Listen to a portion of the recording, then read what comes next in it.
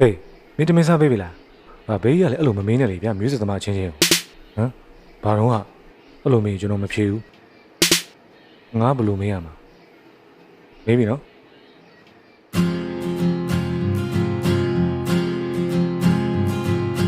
မင်းတမင်းစားပြီးပြီလားတမင်းစားလို့ပြီးပြီလား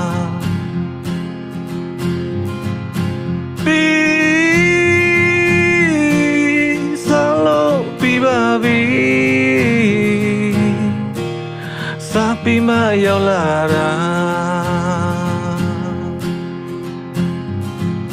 ဟေးဘာဟင်းနဲ့ဆလာတယ်လေ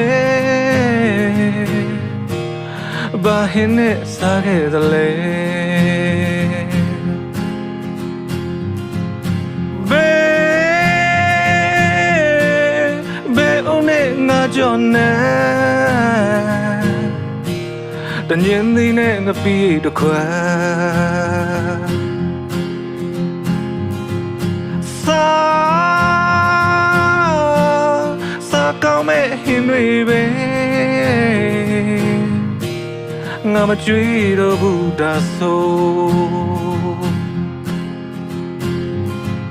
မကြွေးပဲနဲ့မင်းနေသေး